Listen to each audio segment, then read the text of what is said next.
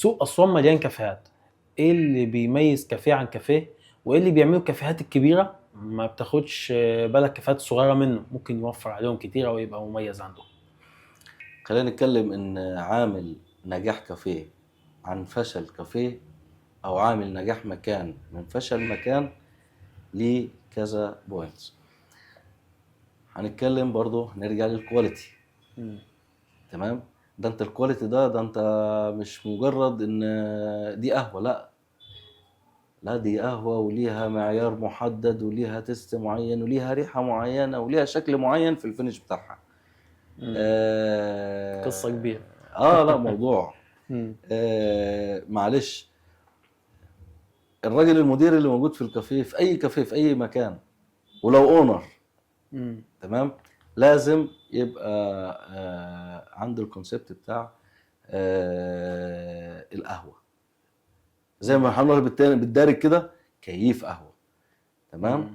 ليه؟ لان انا المفروض اتعلمناها ان انت المفروض انت شغال 16 ساعة، كويس، كل 8 ساعات ليك 2 قهوة. 2 قهوة دول بتعمل بيهم ايه؟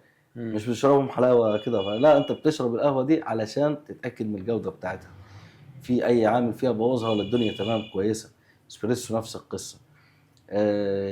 طيب احنا هنتكلم مثلا، دايما الكافيهات الكبيرة بتبص على، زي ما قلنا، الكواليتي، بتبص على الليبرز او الموظفين اللي شغالين عندها، مم. نظافتهم الشخصية، نظافة اليونيفورم بتاعهم، بتبص على المكان بتاعها.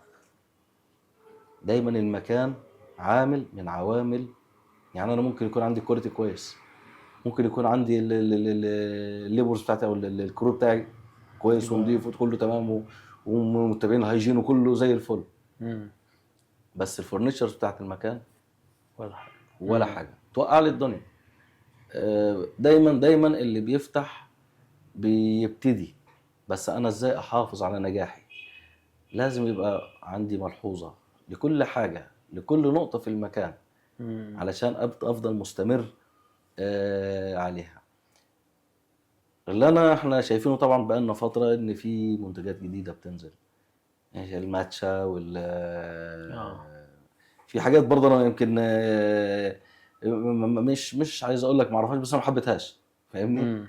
بس لو اتواجهت في شغل انها تنزل هتنزل، وهبقى هي تمام، يعني هي لازم اعرف ذوق الاسواق. الفترة دي أو بالظبط.